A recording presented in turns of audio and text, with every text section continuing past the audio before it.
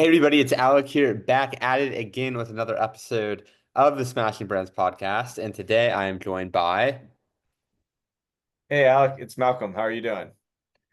I'm doing great, Malcolm Peace. And Malcolm, I want to know, besides keeping the peace, how do you spend your time on planet Earth? Man, great question.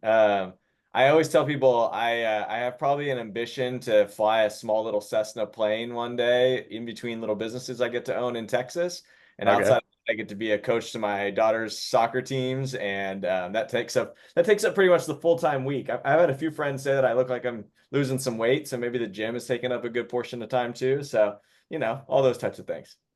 Oh, I love it, man. And I want to know, you've been doing this for a while. How did you originally get started Yeah. in business and entrepreneurship in general? What's Yeah, your great origin question. story? Yeah, so I mean, it really goes back to kind of my prior life. I was on a phone call with somebody the other day, and they were talking about kind of their identity in sports and athletics. I had a stint of time in college athletics. I was a college tennis coach, and that opened up some interesting doors. One of them being I was hanging out with the dean of the business school at the University of Virginia and playing tennis with him in the morning. Yeah. He looked at me as kind of the young 20-something-year-old that got to keep him young, I'm sure. And we Yeah. just started chatting, and I started to realize hey, there's a big swath of people that own these businesses that you probably have never heard of that have made a nice life for themselves and get to be family oriented first and kind of built this whole kind of ecosystem for themselves kind of around small business. I was like, how do Yeah. I get from here to there? And so he was kind enough to say, hey, I run this business school, you should apply. And so kind of the rest kind of trickled out from there and started doing some hospitality, food and beverage deals here in Texas, still kind of own minority interest of those and don't operate day to day anymore, but What do you, hold on, so I'm gonna cut you off there. What do you mean you just got involved in these businesses like hospitality and food? Like, what yeah, does that look like? I'll give you the tea leaves in between, sure. So went to grad school, realized I wanted to be in entrepreneurship to some extent. My family has always been in entrepreneurship in different capacities. My dad did import export businesses. My mom did computer programming and kind of data center stuff. And Okay. I always wanted to be kind of my own thing, right, for a little while. But then I realized like maybe I'd really enjoy this. I think I would, enjoy it to a large extent. And so, as I was going through grad school, kind of changed the narrative. Spent a lot of time on unpaid internships, paid internships, all these different things, just to change. Hey, I'm no longer a tennis coach. I'm going to go into grad school, and I'm going to become this other person working on small business. And I was fortunate enough to have some really, cheerleaders in my corner, really helping me give some opportunities. And one of them came out of that as I started going into private equity, and we were doing a thesis around buying software and security companies and I started doing that with a group that actually graduated from the business school as well years prior. And so, all that to be said, that was kind of my kick into small business or businesses and transactions and all that kind of stuff in general. And that led into finding other people and networking and doing new Uh, partnerships and kind of kick into that other stuff. But yeah, there was a phase of like I had to really create a new identity because people just thought of me as the college tennis coach. And I had opportunities to go work for the USTA down in Orlando and kind of had this career path kind of being uncovered and really had to recreate a lot of things and I wouldn't say it was easy and I wouldn't say that people believed in it a lot of the time too but yeah I went kind of an untraditional path I would say. yeah, so what was the motivation then around not wanting to be a tennis coach anymore and taking business more seriously? Yeah, things have changed a lot in college athletics, but as you can imagine in those earlier kind of days, 2014, 15, 13, all those days, some of this NIL stuff that's out now that's kind of prominent and kind of front facing was like the early conversations of that, right? And so there was a lot of conversations about revenue sports and non-revenue sports. And as I looked kind of as a career path in college athletics, the number of jobs was actually shrinking, right? So I looked at it and said, I've got a new baby on the way. I was looking at it from that perspective and said, what does this all look like? A lot of people were getting hired in their alma maters. There wasn't this like you get this great reputation and then you end up going to a random school somewhere. You end up being in a situation where, the job pool was just kind of shrinking, honestly. Yeah. And so that was a huge motivator. And then candidly, I worked with the University of Men's Tennis program for 2015 and 16. We won some national championships that year, and I saw like tennis at the highest level. I was taking guys around that went on pro tours. I saw kind of everything I could see. And most people were traveling 40 weeks out of the year, if not more. And so I looked at it and said, this is not sustainable. It's not going great as far as just marital and all that kind of stuff that like, hey, Yeah. maybe we need to make a change here. And so it was more of a door opening kind of situation. No, that makes a lot of sense. So after grad school, you basically worked in private equity, like you worked for a fund. Is that right? Yeah, so we were buying cybersecurity and defense contracting companies, and so I was working with that group. I had a adjunct professor that worked for Fifth Third Bank as well, and he was helping and advising them kind of on this thesis. And so they had raised a little over $100 million or so at the time to go out and buy these companies. And so as a Oh, result, my job was to essentially create a pipeline of deals that could be possible opportunities and go through that process and kind of gather a lot of the things for them, a lot of that little hustle work that's necessary yeah. when you get started, just to learn, hey, is this even a viable thesis? Can we get more investors involved? Can we close out the fund? All that kind of stuff. And so I spent a lot of time on that. I would travel to Las Vegas where there was a bunch of different conferences and interact with a lot little folks and see kind of where that all stood. And at the same time, they were kind of figuring out where they wanted to be, right? Value add kind of investors. Did they want to roll up a bunch of different things? So I was involved in a lot of those kind of conversations early on. And then candidly, they wanted to move everybody to Virginia kind of permanently. I didn't want to be in there. I wanted to be back in Texas. And so we parted ways based on that kind of topic and started interacting with folks here in Austin to go buy a business, to do that kind of thing. And ended up working out with a group of guys that we started investing in hospitality and food and beverage businesses. And I was brought in to work more on the B2B side because they had built out a portfolio of companies that were all B2C related. And so that was kind of my primary focus when I came in. Okay, so you stopped working for this fund. How long ago was this? So it had been 2018. So whatever days that is, 7 years now. I can't Yeah, remember. about yeah, 7 years, and then after that, you end up is like when did the entrepreneur journey start? Did it start when you were partnering with these people in 2018 with this food and hospitality group? I'm trying to. Yeah, I would say so. There was other things that had come up during grad school that I would say were kind of the beginning stages. We had built a software. I had started working with a group at the University of Virginia to build a software called UNAV, which I don't really talk about a whole lot, but it was a platform that allowed us to basically track walking and other data of people on campus. And so there's a whole I probably should bring that business back again at some point because I think there's a real need still. But yeah, essentially that was kind of the initial part. Hey, can I build something that we could ultimately use and it really affects people's lives in a positive way? And again, just like any entrepreneur, got 100 ideas, execution's everything. Yeah. It's were kind of the early days of me starting to see how execution compounds, right? And so, yeah, I pitched that in, school competition stuff and all that kind of stuff, and ended up kind of going a different direction postgraduate. But yeah, that was Yeah. kind of the initial entrepreneurship stuff. Yeah, software can be a challenging business. It's a lot different than well, every business has its own challenges, right? Sure. It's like software, it's like, oh, it's scalable, but it requires technology. Then like food and hospitality, it's like like anybody can like create food, but then it's like there's all these logistical things, all that. So it's interesting. How do you describe what you do now? Yeah.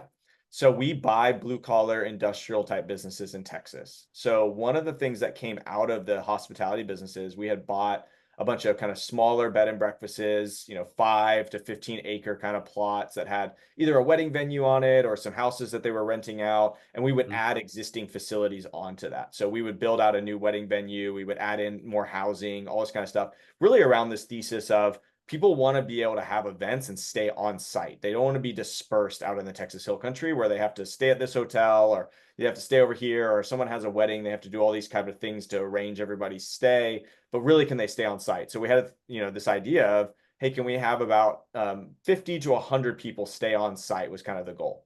And so in that, Mhm. again, young 20-something-year-old, I was putting a lot of energy out and learning as we went. I spent time with the engineers that would come in, the guy who would do the core sampling, the guy who would design the roll-off dumpster, the fire chief, and all the engineers related to all the fire suppressant stuff that we had to do, and like all these things that were just very blue collar in nature. And Yeah. one particular day, I was walking the site. We have a 6 acre, 5 acre lot. that we were building out. And I was walking the site with the guy who ran the porta potty and the dumpster company, and just said, hey, this is what the driving needs to look like. Here's where the backing up needs to happen. All these little logistical things, and I don't know where, but I said to him, hey, I really like your business. You come up number one on Google. You have this great reputation in the community. Is there any interest in which you would ever sell your business to somebody like me? And he was like, funny that you say that. My business partner's son graduated from UT, and there's been a couple times in our conversation where you reminded me of him. And he's probably going to take over the business in a couple of years, right? And so, anyways, that was kind of the beginning of like, hey, maybe there's a world in which Malcolm completely sources this on his own, goes out and raises capital, does all this thing. This is kind of way before the craze of ETA and buying businesses is now. Um, Yeah. and can I go do this? I had heard about a search fund concept during grad school, so it was kind of in the back of my mind. Didn't know whenever I'd get the chance to do that. But that was kind of the beginning part of it. And so 2020, summer 2020, essentially started parting ways from the partnership that I have, and started going out on my own and put my first offer on a deal south of Tyler, Texas, and kind of went out on my own. Cool. Yeah. So you basically have your own fun because I spent a lot of time in Seattle while living there. And, you know, a lot that we speak of are like tech funds, like Madrona Venture Capital and all these other big tech, funds. And they raise a bunch of money and then they invest in certain companies. You're kind of raising a fund, but for more traditional style businesses. Yeah, that's fair. I think that at some point maybe we do that. We actually don't have a fund, just to clarify. We raise capital on a deal by deal basis. Some of that's intentional, some of that's kind of where we're at Got currently it. and Okay. track record wise. But yeah, there's a lot of folks that fall into kind of the independent sponsor space where they kind of raise capital on a deal by deal. They either transact that with a group of family offices or some sort of fund group or whatever it might be, and then they add some value and then they sell and they move on. We're a little different in that we have a group of about 30 to 35 investors that we have done deals with, or those that have been interested in our thesis. Yeah. And we call upon them. They're kind of our first call. We have others that have kind of floated in and out of that. But yeah, we raise capital on a deal by deal basis to run a business for a long-term perspective. That's kind of the deal for us. So this makes a lot of sense because I have friends that raise money for real estate funds, and it's like on a case by case basis. Hey, there's this property. So you kind of do like that, but for businesses. Yeah, that's right. Yeah, so our exclusive criteria is buying in Texas, blue collar industrial type businesses that we feel like we can add value to, right? And so we've bought manufacturing companies over the years. We've got another thesis and other platforms and stuff like that. But yeah, and then what we essentially do is we look at a business that's been around for a long time, try to make it around for a long, long time after that. So what do we need to do in order to think kind of decades in mind? And so that's what we ultimately do. Yeah, it makes sense. So you said you're working with like 30 to 35 different investors. How did you source them in the first place, and how do you continue to source them in the future? Yeah, great question. So not all of them have invested with us. Certainly, those are kind of the first calls that we do when we have a deal teed up. They Yeah. get information about things that we're looking at, all that kind of Mm, stuff. But they believe in the thesis of buying it, holding on to it for a long term kind of perspective, and yeah. simultaneously implementing software and tools into the business is key for its future kind of stability. And so that's what we had found is a lot of these small businesses. I mean, I'll never forget some of the meetings that I've had where I've walked in and they're doing things by pen and paper. They're doing things by very antiquated software and systems, but they've been around for a long time. And so as Yeah. a result, how do I protect that knowledge? How do I protect what's going to be here for the next decade? I've got to extract that information, document it in such a way that we can make decisions from it. So that's what we do now. And we've got a team internally. It started out with us partnering with an agency. Now we've brought somebody in-house. And so as a result, that's what we do on kind of day-to-day basis is protect kind of the intellectual property and subsequently the business at its core. Okay. Okay. So what do you feel like is the biggest challenge you're facing right now in your business as far as like growing and scaling? Yeah. Um, I think deals and what people expect to pay on them are still really, really high. I'm still having the conversations of, hey, have you applied Like, let's just say I bought this business with 60% debt or what have you, which is a pretty typical number just to work off of. Hmm. If I bought this with 60 or 70% debt, like this business doesn't work. Like it's too thin and these months are going to be tight and all this kind of stuff, but the owner wants that price, right? So there's two different terms and price. There's two different things you can negotiate. Often they want both. They want the $5 million transaction price and they want everything up front in cash and they don't want to hold any equity or hold any kind of seller note or anything like that after the fact, right? So that's one of the biggest challenges we're still finding is, I got an Oh, email today from a representation of a business, and they said, "Well, we've had 100 inquiries in the last week." I'm like, "Great. 99% of those are not going to be able to transact. 99% of them are going to do this. So, like, I can show you. Here's a proof of funds. We can move forward, and as a result, like, let's have a serious conversation because otherwise, this business doesn't survive to the next generation, right?" And so those are always the tough conversations still to have. okay, interesting. So the people selling the businesses want cash, but in your case, you want to, pay in either installments or whatever it might be. But don't you just go through like the bank or are banks involved or Yeah, yeah. There'll certainly be banks involved, but if you think about it, like usually in my case in these types of businesses, there's some sort of fixed assets to the business. So let's say the business is going to sell for $2 million. Maybe there's yeah. $1 million in fixed assets. All that other $1 million is basically some sort of intellectual property, goodwill, all these types of things, right? Well, if, Hmm. if the owner is 82 years old and the business has been basically stagnant and hasn't really moved in a long time, what's to tell me that that actual intellectual property is worth $1 million at this point? Other Mm, than you think it's worth that, or somebody's advised you that it's worth that. Now yeah. I'm taking the risk, right? Like if I can't get liquid on that intellectual property of $1 million, I'm taking the risk of Yeah. can this continue to produce what it is? And what I have found Interesting. is there's always this kind of intersect point where the owner has probably let the gas off a little bit and doesn't really see the ramifications of that for me as the new buyer. And that's always a tough conversation. Yeah, so how do you value like how do you value a business? Like Yeah. I know it depends on the business, but like you're buying blue collar like businesses, stuff like that.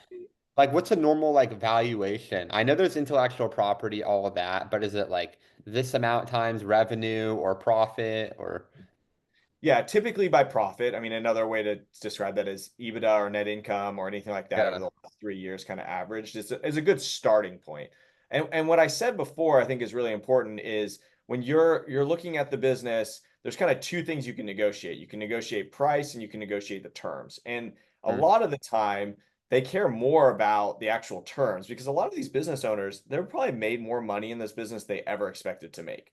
They've been mm, churning out $1 million for themselves for the last number of years. Maybe that's not how it has always been, but the last couple of years it's been. So they're going to walk away. Sometimes they own the real estate and they want to sell that as well. Like all those types of things. Let's say they walk away with 8 to 10 million bucks, right?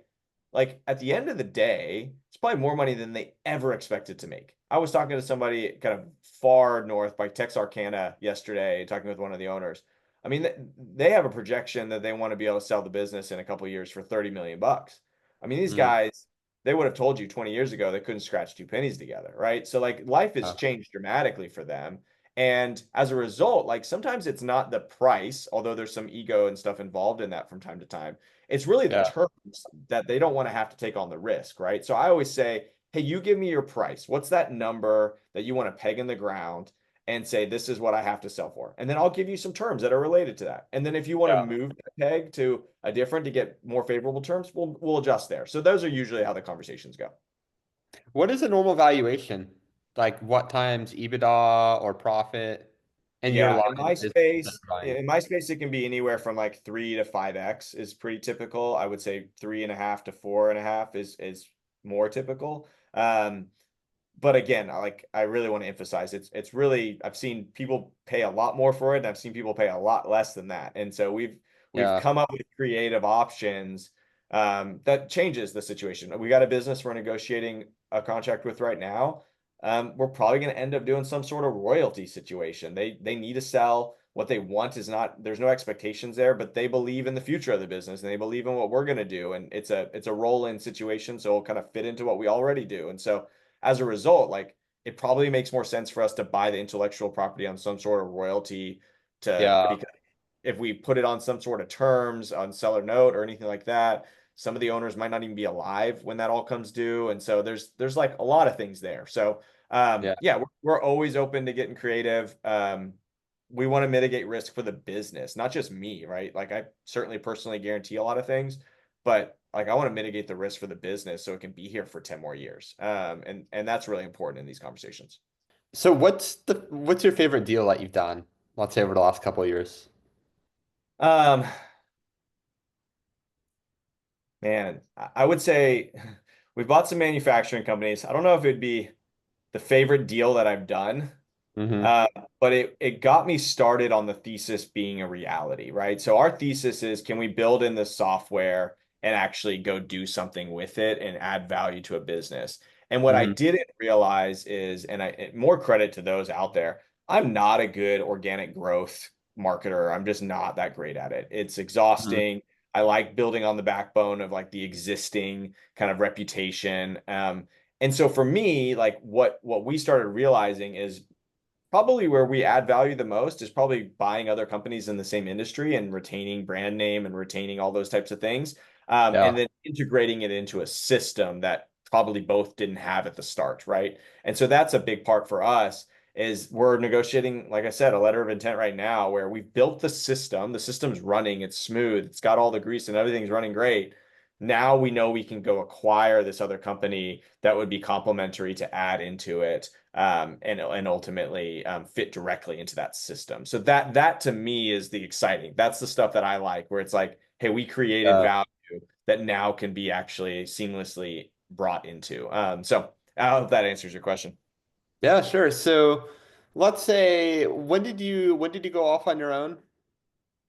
I started looking seriously kind of 2020, 2021, somewhere in there. Put the first offer by myself summer of 2020, and that guy kicked the can a little bit. We got under LOI, started going through the process. I remember sitting and thinking, oh, we're going to close, and he didn't really want to sell. So Okay. we turned on that. So I don't know when we actually started. Maybe that was still the learning days, trial by fire, but yeah, somewhere around there. So what piece of advice would you have given yourself, 5 years ago? Yeah. Um, when we set out, we were going to buy one business. Like that was the thought process. Buy one business, kind of stay there for a little while. As time has evolved, I'm not the best operator. And I think being okay with that. I think I have a decent communication style, and I think I ultimately can relate to a lot of people. But at the end of the day, there's a huge need for just people that want to grind as an operator. And I think that's what I would have told myself those many years ago is don't overthink that you're a better operator than you actually are. Yeah. And candidly bring in greater people earlier on. And I know that sounds really kind of like simplistic. I don't think business is overly complicated in that regard, right? And I think that you bring in good people, good outcomes tend to happen for the most part. Now you can make mistakes on who are those solid individuals, but that's what I would have told myself a long time ago. I came in as an operator. We were going to do X, Y, and Z. I play very much a value add role rather than an operating role at this point. Like we're implementing my thesis, and our thesis for that matter, on a day-to-day basis. And I think that's what matters the most right now. So instead of the operator, how would you describe yourself now? Good question. Someone in November, I went to a conference. We go to a lot of conferences to meet potential folks in certain industries, different Yeah. conventions, I should say, rather than conference. Someone said I'm in the acquisition game. I'm probably an acquisition minded person. Hmm. Um, but if I had to describe myself, I would, consider myself some sort of implementer of a thesis, implementer of a. I mean, we really do like. There's the I mean, classic say, like work on yeah. the business versus in the business. Like I think 99% of my time is working on the business, and I really mean that. Yeah. And I'm just grateful that I get that opportunity. But it's yeah, it wasn't like that at the beginning, and now I, kind of said we're going to do it this way. And Malcolm gets to focus on that. Yeah, so you're more the sales, you're much more in a sales position, more thinking about the business, vision, that sort of stuff. Sure. Yeah. There's certainly sales involved, but like right now, one of the businesses we're looking at a joint venture with another company that would really save a lot of costs. But we didn't get there with random thoughts. We got there because we started scraping down and thinking through all the bill of materials and aggregating all of that and making decisions based on that information. So I saw Yeah. myself as kind of a special projects guy. Like, hey, we've got this goal. We need to save this money, or hey, we want to be more competitive on price, or we want to expand into this market. And the only way to do so is create this venture with another group. Let's go source that. Let's go through that process, all that kind of stuff. So call it a special projects unit. I don't know. That's kind of what I Oh, fall yeah. into. Cool, cool. So my last question is, let's say it's, the end of your life and there, for whatever reason, there's nothing to show for all that you've done, but you get to lead the world with three truths, three things about the world that you know to be true. What are they? Man, what a question. Family mattered more than I ever probably considered. I think that part has been interesting. One of the businesses we own is very close to where my parents live now, and it's been a very fortunate situation. I get to spend a lot of time with them and see them in kind of a different context Cool. without kiddos and all that kind of stuff. So I'd say that's definitely one truth. Family is more valuable than you ever will consider. Um,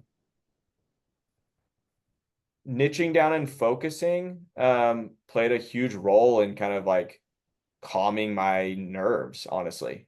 We exclusively buy businesses in Texas. And so as a result, like I get an email when someone says to me something in California or somewhere else. It's like the quickest emails I get to write these days. Like, no, Yeah. it just doesn't work, right? And so, and in a nice way, right? Like it's just what it is. And so I think that's been awesome. And I think the last truth is that to some extent, and this is one's hard because there's a lot of nuance to this. To some extent, you got dealt a set of cards, and it's really a matter of how you play them rather than what the cards are that you got dealt. Like Mm. I very much would have loved to lived in Denver or lived somewhere else, and I probably would have enjoyed it. But I was Mhm. fortunate enough to be born in Texas, and it's the ninth largest economy in the world, and I don't have to go anywhere Yeah. else for businesses, right? So it's Cool. one of those like fortunate situations that like I think everyone has to some extent. And it's kind of how do you play those? And again, I think I say that with a lot of like sensitivity and nuance because people have circumstances that are outside of my even like comprehension. But yeah, I Right. mean, I feel that way. Like my family immigrated from South Africa. I feel very fortunate, things I didn't earn that I get to benefit off of. And it's a matter of my opportunity if I get to play them right. So that's really kind of the thought process there. I love it, man. So where can the people find you? You can find me on LinkedIn, on X, Malcolm Peace, or find our website, Tsetserra.com. Yeah, the company's name is called Tsetserra Growth Partners. It's spelled Tsetserra. Happy to get back to anybody and chat it up. We're buying businesses in Texas and doing some fun things. So happy to have any kind of conversation. Sounds good. Well, thanks so much for being on the show. Thanks. Appreciate it.